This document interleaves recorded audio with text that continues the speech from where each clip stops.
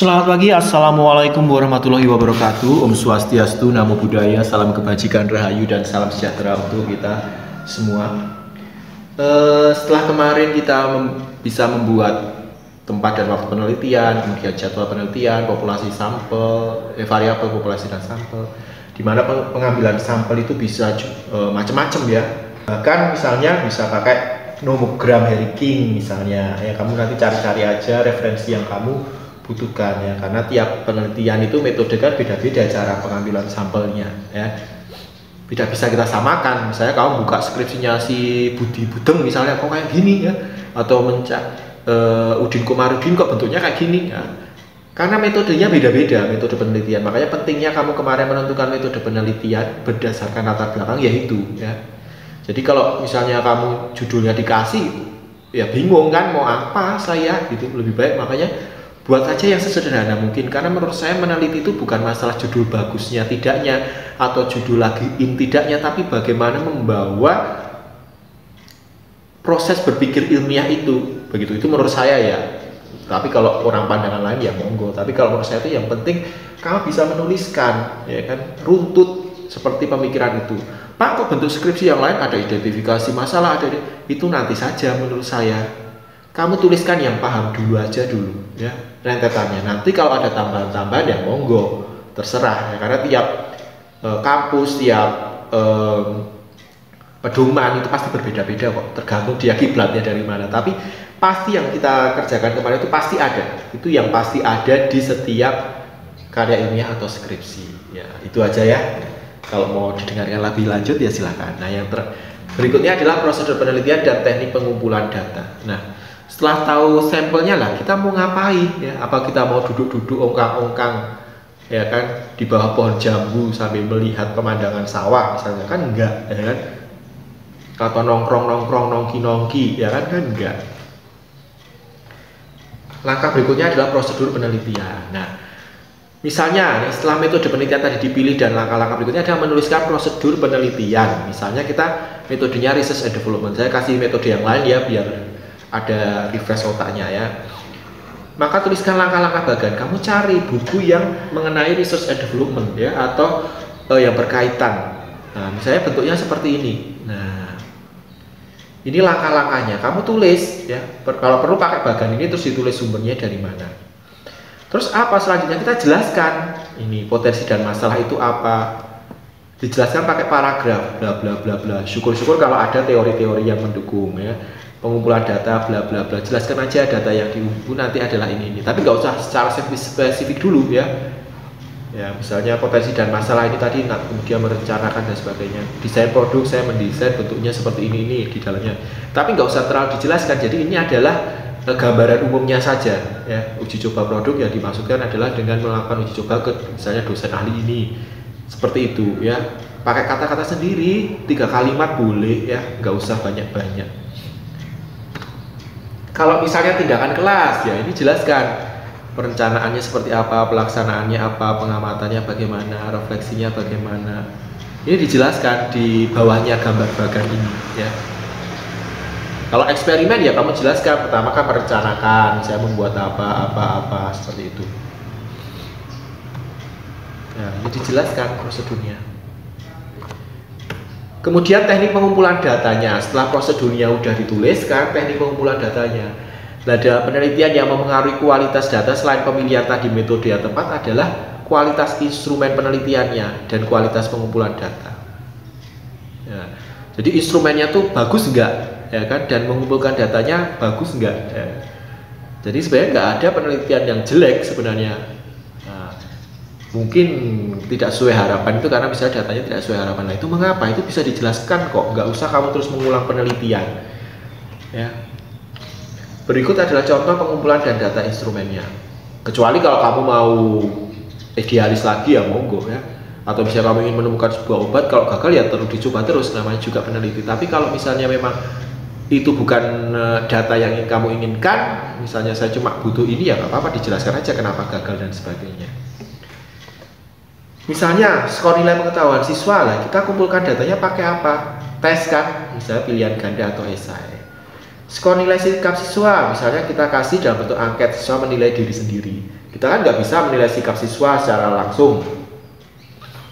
Atau ditambah dengan lembar observasi, jadi ada yang mengamati, oh sikapnya seperti ini.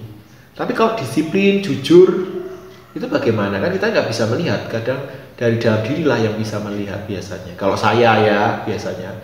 Nilai keterampilan siswa dengan lembar observasi, oh cara menggunakan mikroskopnya begini, oh dia caranya presentasi begini. Nah ini sering disebut dengan hasil belajar siswa. Kalau saya hasil belajar sesuai kurikulum 13 kan ada 3 itu ya, ranah itu. Nah, bukan hanya nilai pengetahuan saja, tapi kalau kamu menganggap hasil belajar adalah nilai pengetahuan saja, ya monggo, itu dijelaskan di definisi operasional di bab 2 kemarin ya. Jadi kemudian nanti mungkin kurikulumnya ganti ya terserah lah, pokoknya ini menurut saya seperti ini, dasarnya kurikulum 13, kalau mau yang lain ya silakan. Misalnya tanggapan siswa terhadap modul ya, pakai kuesioner atau angket. Tanggapan siswa terhadap pembelajaran, pakai angket. Tanggapan guru terhadap pembelajaran, pakai lembar wawancara, angket, dan sebagainya. Pertumbuhan tinggi tanaman, lembar observasi. Khasiat tumbuhan obat suku X, kita bisa wawancara. Nah, wawancara itu bukan asal ketemu Sugeng Enjang Pak, pripun kabari, ya itu awalnya seperti itu ya, bagaimana kabarnya. Tapi harus ada lembar wawancara, jadi kita terfokus gitu loh. Jadi enggak, meskipun dalam wawancara kita harus fleksibel ya, jadi harus bisa mengerti keadaan. Jadi jangan langsung kayak nanyain di sidang ya, tapi mungkin dengan pertanyaan, ini kalau saya biasanya, oh begitu ya, oh SMA ini bagus ya Pak, sepertinya kemarin saya melihat ada yang lomba paskibra misalnya. Nah itu kan jadi ada aliran bicara ya kan, nanti baru kamu masuk di wawancara. Itu ada teknik-tekniknya, silahkan cari di internet banyak. Nah sekarang coba tuliskan prosedur penelitian dan teknik pengumpulan data dari penelitian. Misalnya ini ya, kamu tadi ada tabel atau ada gambar, kan kemudian dijelaskan misalnya prosedur pertama merupakan tahap meliputi studi pendahuluan dan sebagainya. Nah, kamu tulis saja ya di sini, kemudian lanjutnya adalah prosedur penelitian. Penelitian dan teknik pengumpulan data. Kamu jelaskan dari gambar itu bla bla bla bla ya. Jelaskan di situ, dijelaskan misalnya 1 tahap perencanaan, ini dijelaskan 2 tahap apa, jelaskan ya. Kemudian teknik pengumpulan data, bisa masih ada lagi ya, ada satu lagi teknik analisis data. Data yang dikumpulkan dalam penelitian ini adalah sebagai berikut misalnya. Nah, kemarin tujuanmu ada berapa? Tujuanmu kan ada 4, kamu ingin melihat hipotesisnya juga ada 4. Ya berarti kita paling tidak mengambil datanya ada 4 ini toh minimal. Kita copy aja ke sini. Misalnya 1.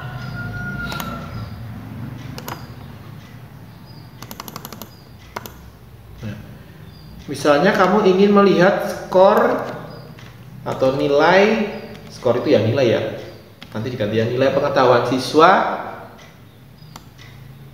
ini ya. Nah kamu jelaskan data tersebut diambil dengan menggunakan instrumen tes, misalnya soal pilihan ganda sebanyak misalnya 30 butir soal, saya begitu. Soal tersebut soal dengan topik sel tersebut memiliki indikator sebagai berikut. Nah, ditulis indikatornya apa aja, tabel 1 misalnya, tabel 4.1 misalnya atau berapa ya, tulis. Dibuat indikatornya, misalnya contoh nih kalau saya buat nah ini, oh ya, ini kalau prosedur penelitian mungkin tindakan kelas misalnya seperti ini ya. Ya ditulis tahap kegiatan awal ngapain, ya kan, pelaksanaannya, perencanaannya ngapain, tahap pelaksanaannya tuh ngapain di dalam kelas, siklus 2-nya ngapain. Nah itu tapi dijelaskannya secara biasa aja, maksudnya nggak terlalu rinci, nanti akan dijelaskan di bab 4. Nah, data pengumpulan datanya ya kan. Nah, misalnya soalnya ya kita bikin indikator, misalnya contoh ini bukan soal. Nah, indikator itu seperti ini. Kalau ini angket sih ya, kalau ini angket. Nah, misalnya saya contohkan ini ya, sebenarnya bukan ini ya.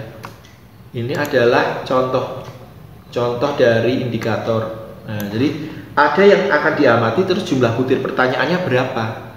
Misalnya tadi tentang sel, ya udah saya buatkan ya. Misalnya tentang sel, berarti insert indikator, saya nomor indikator, kemudian jumlah butir pertanyaan misalnya.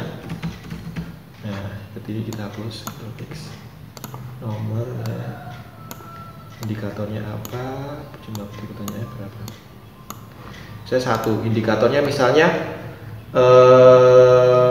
disesuaikan dengan indikator yang akan kamu capai, yang akan kamu lihat tentang sel itu. Misalnya menyebutkan struktur sel, misalnya jumlah butir pertanyaannya ada 6. 2, misalnya menyebutkan atau membandingkan struktur sel prokariotik dan eukariotik. Mas, bisa saya cepet-cepetan aja ya, misalnya 4. 3, menganalisis atau mengidentifikasi struktur sel tumbuhan, misalnya 2 soal, misalnya begitu ya. Nanti dijumlah, misalnya sampai bawah totalnya berapa, misalnya totalnya ada 50 ya, atau 40. Kenapa kita buat jumlah butir pertanyaannya 40 misalnya? Kalau nanti divalidasi menggunakan validasi butir itu, kalau nggak valid banyak kan kita kacau ya kan, harus bikin soal lagi. Atau validasi sebenarnya bisa dengan validasi ahli ya, kita buat saja 40 buat jaga-jaga kan, kalau saya biasanya ya. Nah, kita tulis saja teknik pengumpulan data, terus kamu ngomong di sini ya, ini saya hapus saja lah. Kemudian kalau saya tulis dari masing-masing indikator bla bla bla dibuat soal misalnya dengan tipe pada lampiran. Kalau saya ditulis di lampiran karena menu-menuin ya kan. Kemudian selanjutnya misalnya soal tersebut dilakukan uji validasi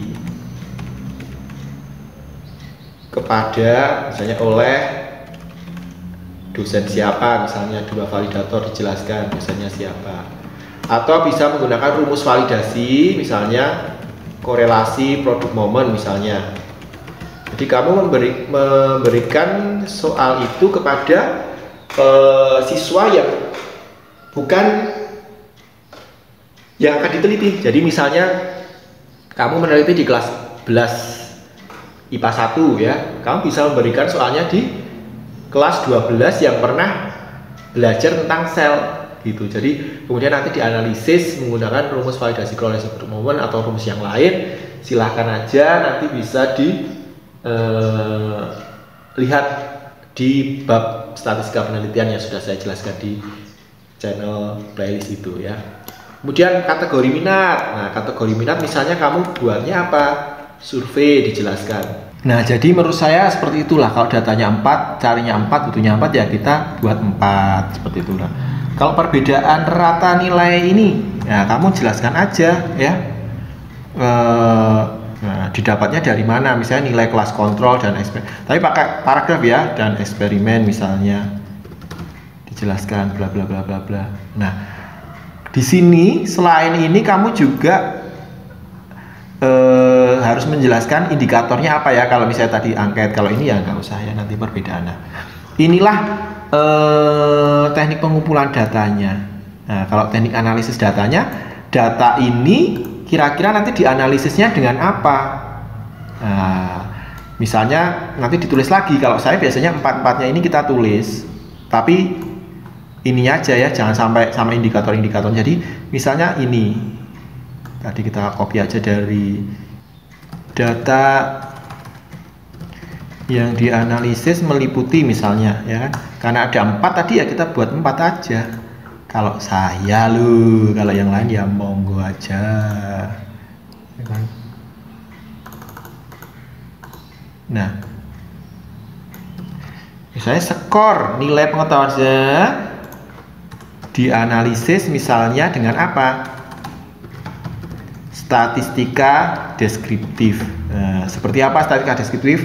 Misalnya satu, mencari rata-rata, ya kan, atau minnya, ya kan, kelas kontrol misalnya, dikasih rumusnya nanti, ya kan, saya rata-rata kelas eksperimen, itu loh, ya. Nah, misalnya begitu, ya. Misalnya kalau kategori minat,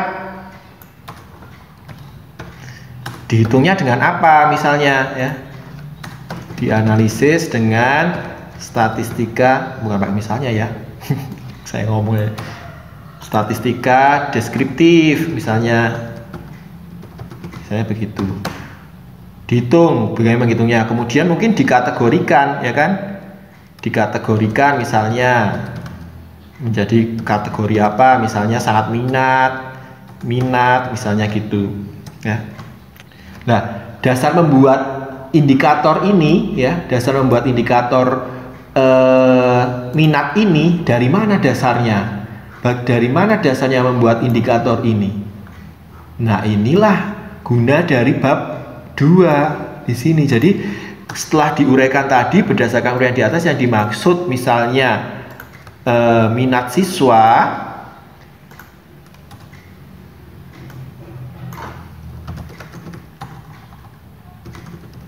adalah misalnya misalnya, nah, indikator minat siswa meliputi misalnya apa aja. Nah, ini ditulis, biasanya saya tuliskan di bab 2 sehingga ada kaitannya nanti di bab sini. Nah, jadi terkait semua di sini. Misalnya indikator minat siswa apa aja sih? Saya juga nggak pernah meneliti sih, ya. Nah, nanti dimasukkan di sini berapa pertanyaan yang mau dibuat. Nah, nanti baru dibuat instrumennya. Nah, ini saya langsung analisis ya, biar cepat karena saya nggak bikin videonya. Jadi pokoknya intinya kalau di sana 4 ya di sini 4. Nah, misalnya perbedaan rata, lah kamu pakai analisis apa, ya kan? Misalnya dengan diuji dulu karena random pakai analisis uji prasyarat dulu, ya kan? Misalnya satu, uji normalitas. Kamu lihat tuh di buku atau di YouTube saya, channel statistika penelitian. Kemudian kalau membandingkan misalnya uji homogenitas. Nah, ini uji prasyarat. Kemudian masuk kalau misalnya lolos semua homogen dan normalitas, maka masuk uji parametrik, ya kan? Parametriknya apa? Menggunakan misalnya uji T, ya, sampel tak berpasangan, ya kan, karena kelas kontrol dan eksperimen nanti dibaca aja. Jadi apa ini, rumus-rumus ditulis di sini, ya. Jadi yang dimaksud analisis data itu seperti itu. Jangan lupa dikasih hipotesis statistik di sini, hipotesis statistiknya. Disinilah hipotesis statistik biasanya saya tulis. Nah, kalau hipotesis penelitian kan seperti ini berupa kalimat. Nah, kalau yang mau dilihat kan ini nih. Nah, makanya kita pakai hipotesis statistik yang kemarin kita pelajari.